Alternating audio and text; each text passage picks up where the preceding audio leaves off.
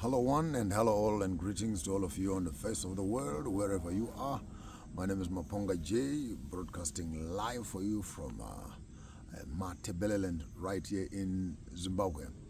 The last 2 days have seen me traveling from Harare via Bulawayo into Lupane and looking around the areas. What caused me to travel is the budget that I had, that the government had released into Lupane for 2.5 billion to develop that part of Matabeleland, which I think for the longest of time this has been a bone of contention as to the negligence maybe that has happened for the longest of time, where personally I feel in terms of distribution of state funds, Matabeleland has been lagging behind for some strange reason that I'm still trying to put my head around. So I thought, let me get down there and look for the facts on the ground. I would be very candid in my presentation this morning because I had to experience it myself. Firstly, I've seen some videos making turns on the internet about the road between Bulawayo and another 20-30 kilometers away from Lupane, coming towards Hwange. In fact, I think right up into Hwange, and for another 10 or so kilometers, when you're about to get into Victoria Falls, does the road begin to get better. But that 380 something kilometers, it is a terrible, terrible road. I will put some of the pictures on my Facebook page. For some of you might want to see the state of affairs there. I'm not going to sugarcoat anything. This road is wasted and it is horrific, to say the least. The lifespan of a normal road under usage is usually 5 to 20 years, depending on the volume of traffic that is there. You and I would know that this is a heavy traffic road, as it is a transport route between South Africa, Zimbabwe, Zambia, Angola, Congo, and Namibia, and those trucks that want to make it to even Malawi. So those that want to come through the Victoria Falls Road, Kazungula, or they make a turn straight into Zambia. So it's quite a busy road, which has been totally wasted. The potholes there, I'm telling you, you can think some of them are almost like a swimming pool. And I would want to call an agent meeting with the Honorable Emmerson Mnangagwa and declare the Victoria Falls Bulawayo Road a national disaster.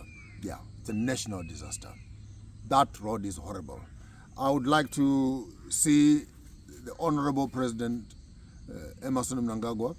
I would like to see the Honorable Mthuli Ncube, who is the Minister of Finance.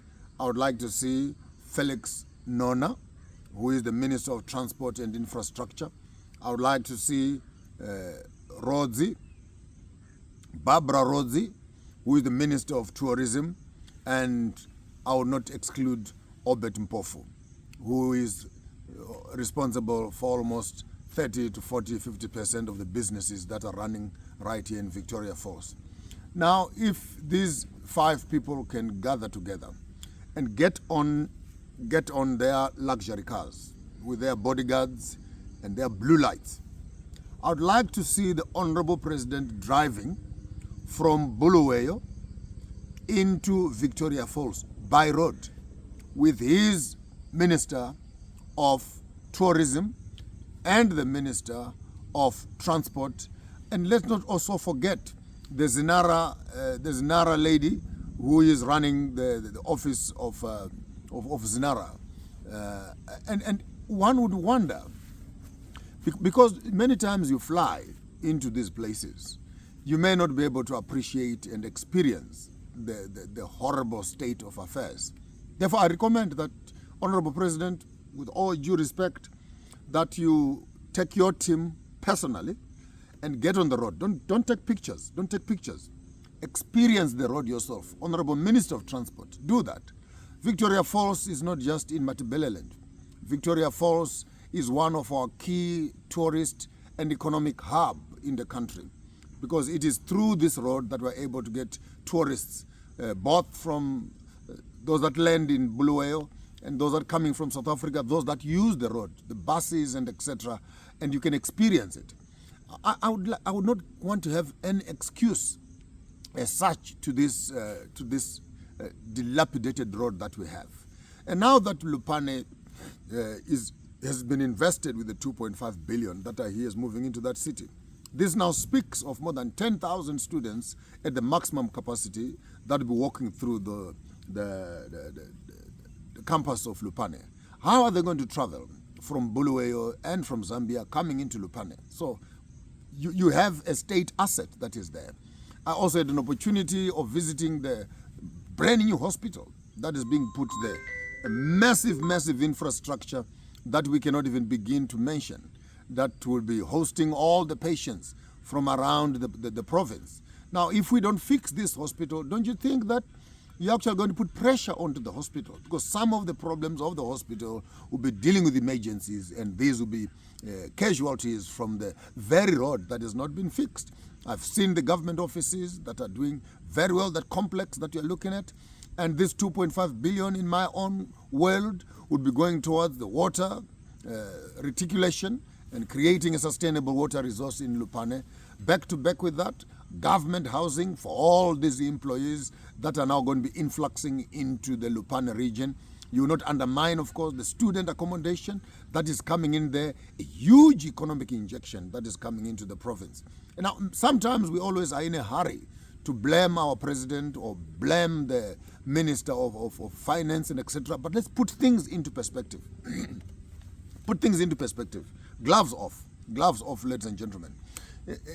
If I give you a job, or if I get a job from someone who is my friend, I always do my best to make sure that I go slightly above average. Because if I don't do that, I go to town to embarrass the host who has called me and bring his name into disrepute and reputation management. I am sad to announce that some of the ministers that we have put into these offices, either they are incompetent, or if they have too much sloganeering and party comrades, it does not guarantee that they have an idea of what strategy is all about. It is therefore important that if you are in a ministry, such as the Ministry of Transport, how would you sleep at night knowing that one of the key roads, I've seen tourists taking pictures, sleeping in potholes, right here on the road to Victoria Falls. And we could be drinking our coffees and teas, and you would want the president to be blamed for not fixing the road. And yet you are there as the Minister of Transport. You are there as the Minister of Tourism. You are there as the head of Zinara.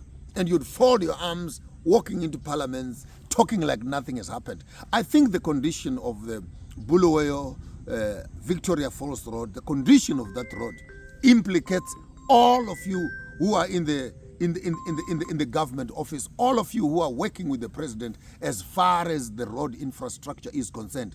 Some of these things are total negligence. If they are not negligence, I want to pitch them next to incompetence.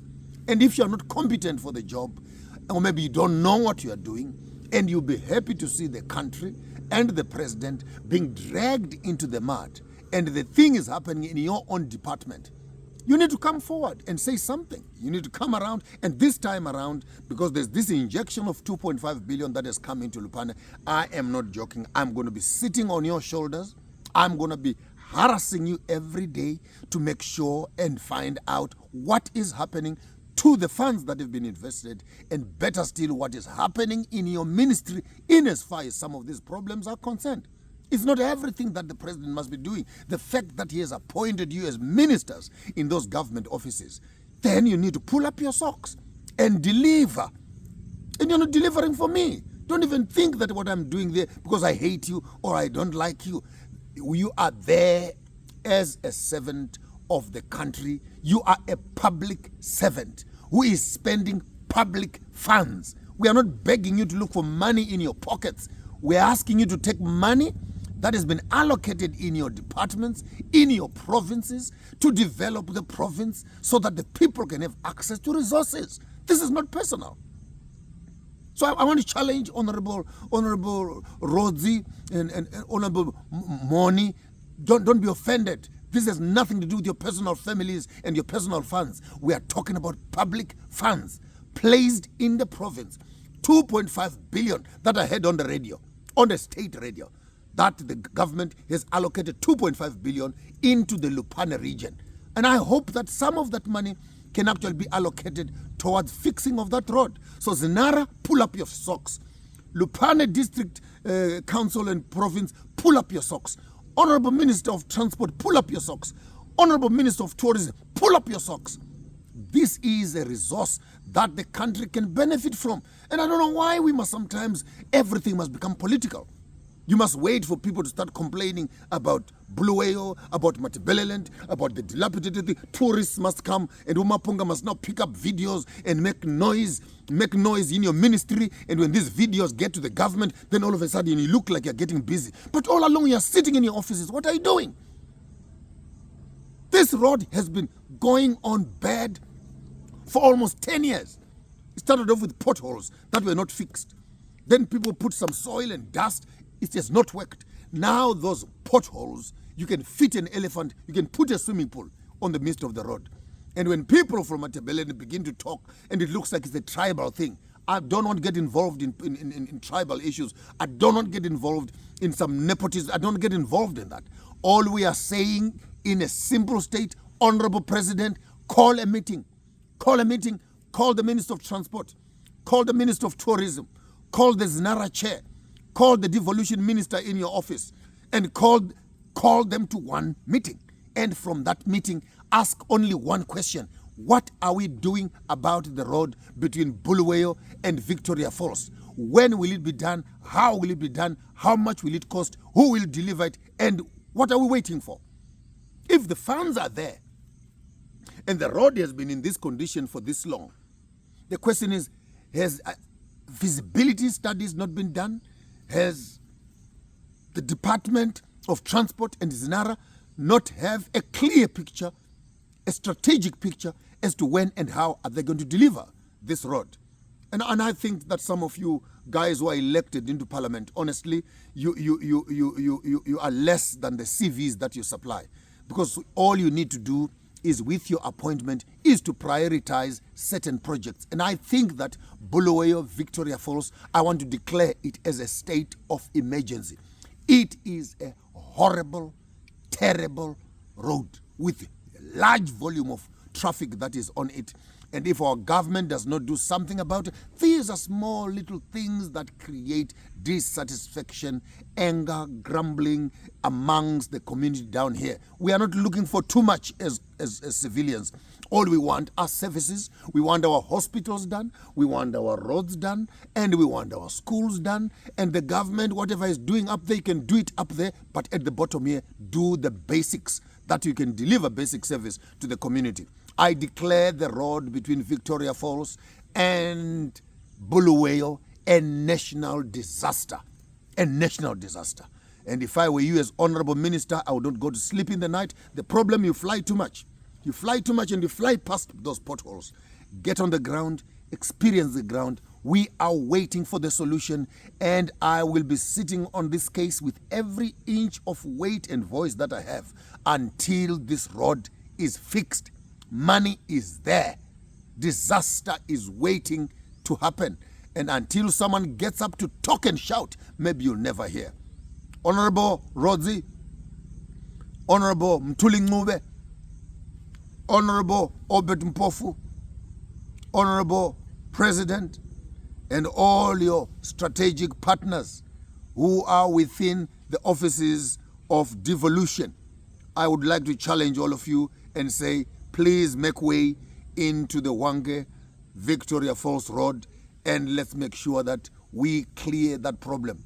Felix Mona, yes, I was looking for your name, Felix Mona, who is actually the Minister of Transport, with all your infrastructure and engineers. Don't take it personal. We are now going to be calling you to accountability.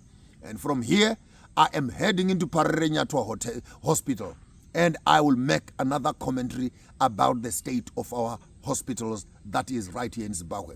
The government is not failing, and I think we need to put the blame where it belongs. Some of the ministers who are sitting in these ministerial offices are not performing their duties, and we cannot blame the president for that. If it is possible, the president must reshuffle the government. If you don't deliver, there is no reason why we must flag you and rub you on the back and brush you on the back and further reward your misconduct. Number two, further reward your incompetence with another extension of office.